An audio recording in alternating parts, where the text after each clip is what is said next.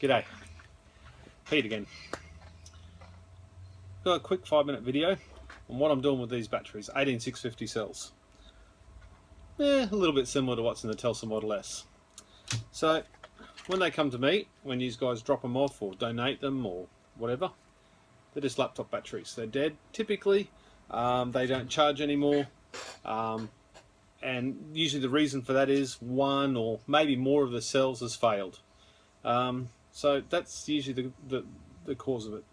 Now, they've been abused, they've been overheated, they've been undercharged, they've been overcharged, they've been left without charge, they've been dropped and knocked around. So these are well past their use by date, and I feel I'm doing a good thing by trying this, and I'm entertaining myself. So the process is, first of all, it starts off as a laptop battery.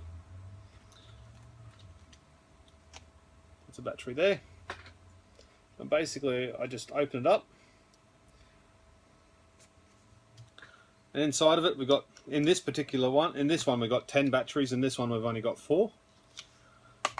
But basically open it up, I've got 4 batteries in it, and it's got a charging board, and it's got a couple of balance leads in between each one, and then it'll have negative and positive at either end on this particular battery. So basically all I'm doing is getting the batteries,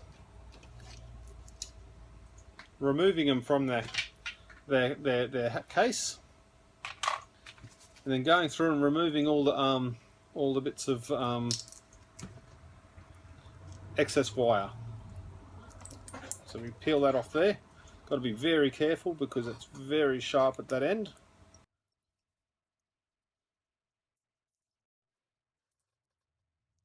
And as you can see, even though I've already prepared, I already loosened the plastic off and stuff.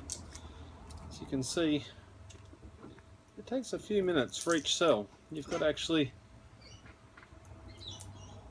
peel away the steel on the end, and then remove all the paper and whatever else, all the while being careful you don't slice yourself open. I usually wear gloves, but for the sake of this video I'm not wearing gloves because it's too hard to manhandle the pliers and try and make it look good on camera.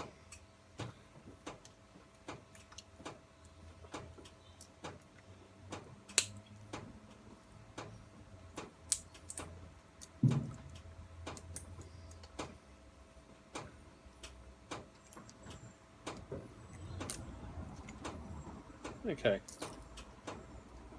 we've almost liberated 4 batteries.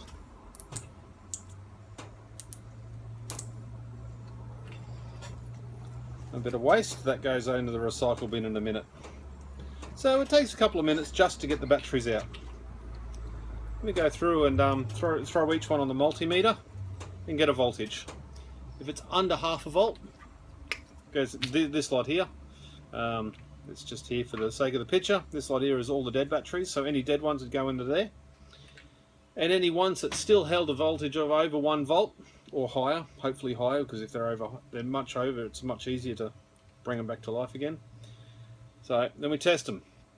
Then we have to sort them out and charge them. So basically we put them into a little charger like that. That's just one of many. Put them in a little charger. We charge each cell up to 4.2 volts. 4.2 volts is fully charged. After that, we use this device here, B6 AC version 2. And I just discharge, I charge them all the way up, so each cell individually gets charged up and then completely discharged. Once it's discharged, you write its value on the side of it so you know. 2.2 volts is considered to be a new battery. Some of them are fairly poor. 1 amp hour. That's yeah. So 1 amp hour. That one's 2.2 amp hours. So they're poor. They're good batteries. These ones here haven't even been charged yet or tested. These ones here have been charged but not tested. It's a very long process. Each one of these batteries takes approximately 1 hour each. So I reckon for every one of these batteries takes me 1 hour of time, maybe not sitting in front of it time, but certainly to complete 1 hour to complete each charge, discharge, and work out what its value is to me. So it's a very labour intensive process. Time intensive process, not so much labour. It's a very labour intensive process. It's a very time intensive process. But there's a quick overview on what I'm doing. Once I get through with it, the goal is to run my house. I really want to try and run my whole house off-grid for a 24-hour period.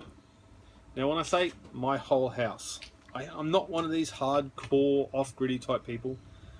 My hot water system's 240 volt. It's still connected to mains. I can't do that off-grid because I simply don't have enough battery power, or solar power for that matter. My stove, my air conditioners and my pool pump are all on grid. So when I say off-grid, it's just the lights, the fans and all the outlets within the home. So that's a basic overview of how long it takes and what I do. I hope this answers some questions of any of the guys that ask me what I'm going to do with the batteries, or you know, why I'm not going to pay them 30 bucks for them. So basically these things here have a scrap value of around 50 cents each. So I hope I'm adding a bit of value back to these batteries again, and maybe make something useful in the meantime. Thanks for watching.